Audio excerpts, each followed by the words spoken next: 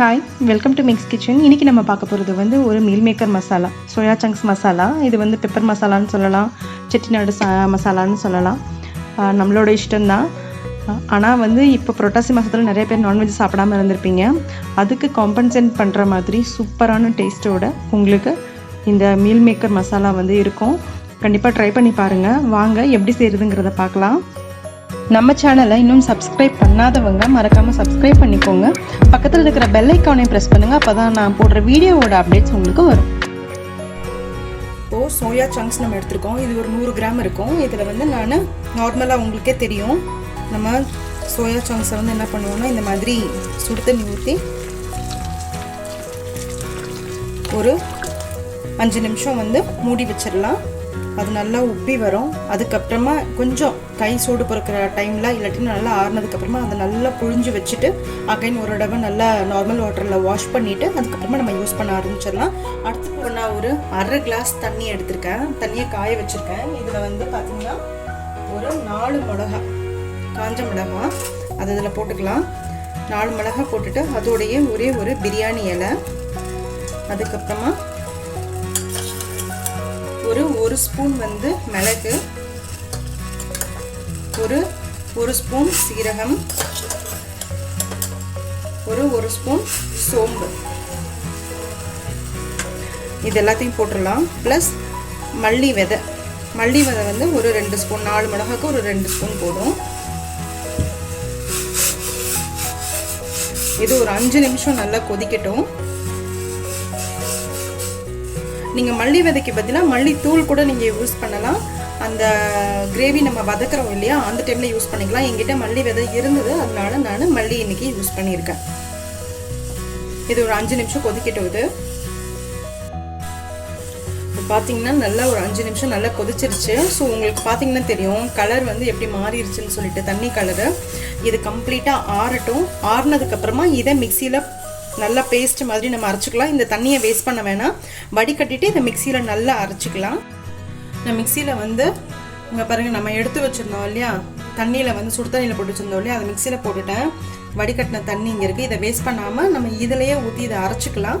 Soya chunks வந்து அந்த gravy பண்ணும்போது தண்ணி தேவைப்படும் இல்லையா, அப்போ இந்த தண்ணியை நம்ம யூஸ் பண்ணிக்கலாம். நல்ல ஃப்ளேவரான தண்ணி, வேஸ்ட் பண்ணிடக்கூடாது. இப்போது இதில் வந்து கொஞ்சமாக தேங்காய்ச்சல், ஒரு இவ்வளோ தூரத்துக்கு தேங்காய்ச்சல் நீங்கள் எடுத்துக்கிட்டிங்கன்னா போதும், ரொம்ப போட்டுறாதீங்க.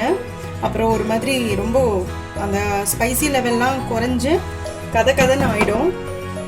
இது நல்லா காரசாரமாக இருக்கக்கூடிய மிளகு வறுவல் ரொம்ப நல்லாயிருக்கும்.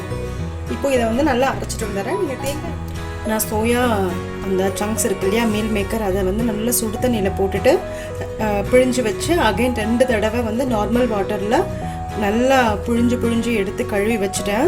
ஸோ ஓரளவு நமக்கு திருப்தியாக இருக்கிற அளவுக்கு அந்த ஸ்மெல்லு போயிருக்கோம். அப்படிங்கிற மாதிரி நமக்கு எப்போ திருப்தி ஆகுதோ அது முடியும் நம்ம கொஞ்சம் கழுவிக்கலாம். நான் ஒரு 2-3 தடவை நான் கழுவிருக்கேன். இப்போ இதில் வந்து நம்ம மிக்சியில் அரைச்சி வச்சுருந்தோம் இல்லையா, அந்த பேஸ்ட்டை வந்து நம்ம இதில் சேர்த்துக்கலாம்.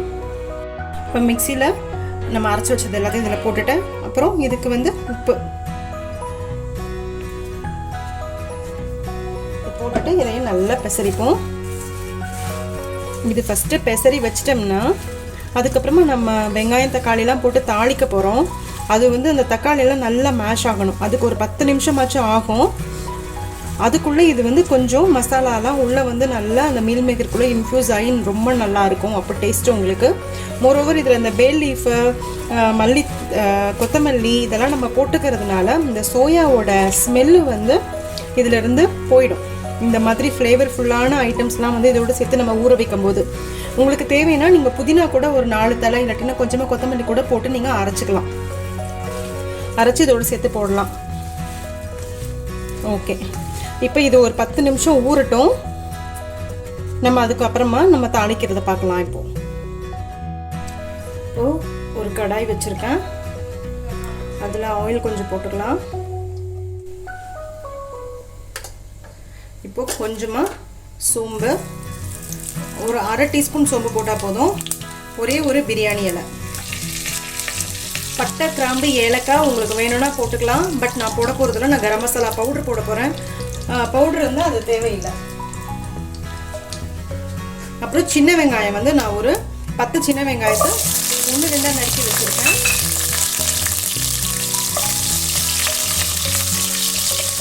அதை போட்டு கொஞ்சமாக வதக்கிக்கலாம்.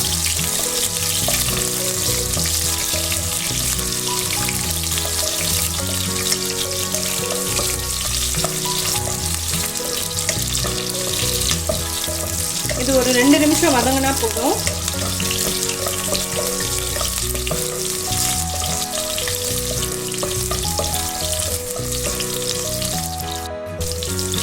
அடுத்து ஒரு மீடியம் சைஸ் பெரிய வெங்காயம்.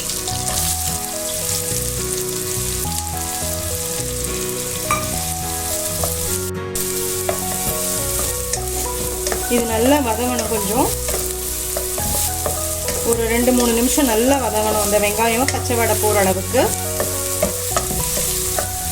இந்த டைமில் இஞ்சி பூண்டு பேஸ்ட் ஒரு 3/4 டீஸ்பூன் போட்டிருக்கேன். இதுவும் நல்லா வதங்கணும்.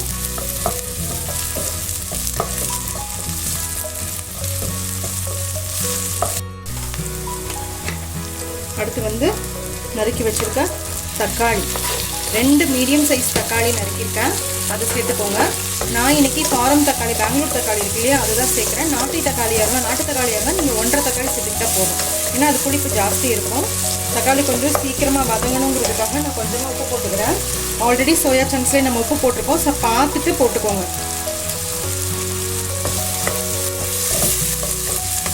இதில் மஞ்சள் தூளும் போட்டுடுறேன் நான். மீதி மசாலா எல்லாமே நம்ம வந்து தண்ணியில் வந்து கொதிக்க வச்சு அரைச்சி வச்சுட்டோம். அதனால் வேறு எந்த மசாலாவும் சேர்க்கணும்னு அவசியம் இல்லை. கரம் மசாலா மட்டும் அடுத்து சேர்க்கணும். அது லாஸ்ட்டில் இறக்கும்போது சேர்த்துக்கலாம்.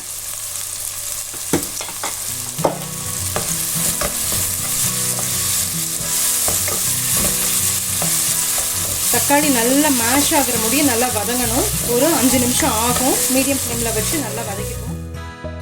பார்த்திங்கன்னா இப்போ 5 நிமிஷத்தில் நல்லா தக்காளி வதங்கிடுச்சு. தக்காளியிலேருந்து எண்ணெய் பிரிய ஆரம்பிச்சிருச்சு.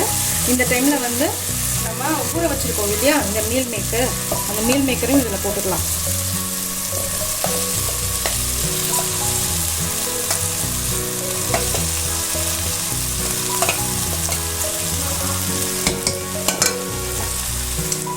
இதில் வந்து மசாலா மிக்ஸ் பண்ண வேணாம். இதில் கொஞ்சமாக தண்ணி விட்டுட்டு நான் வந்து மீல் மேக்கரில் ஊற்றிக்கிறேன். நான் கொஞ்சமாக அந்த மசாலா வந்து அதில் ஒட்டிகிட்டு இருந்தது இல்லையா, அந்தளவுக்கு தான் நான் தண்ணியே ஊற்றினேன். ஒரு 1/4 டம்ளர் தண்ணி இருக்கும், அவ்வளோதான் ஊற்றிருக்கேன். இதை நல்லா ஒரு தடவை மிக்ஸ் பண்ணிவிட்டு கொஞ்சமாக கரம் மசாலா போட்டுப்போம். கரம் மசாலா ஒரு 1/4 ஸ்பூன் கரம் மசாலா இது போட்டுட்டு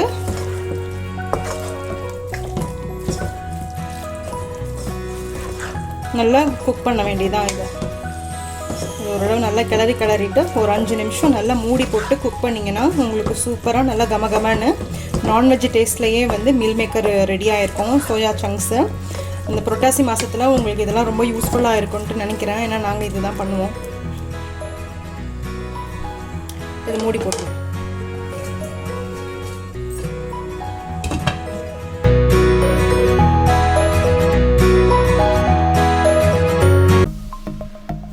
சப்ஸ்கிரைப் பண்ணுங்கள். மறக்காமல் பெல் ஐக்கானை ப்ரெஸ் பண்ணுங்கள். அப்போ தான் நான் போடுற வீடியோஸோட அப்டேட்ஸ் உங்களுக்கு வரும். லைக் பண்ணுங்கள், கமெண்ட் பண்ணுங்கள், ஃப்ரெண்ட்ஸோடு ஷேர் பண்ணுங்கள். தேங்க்யூ.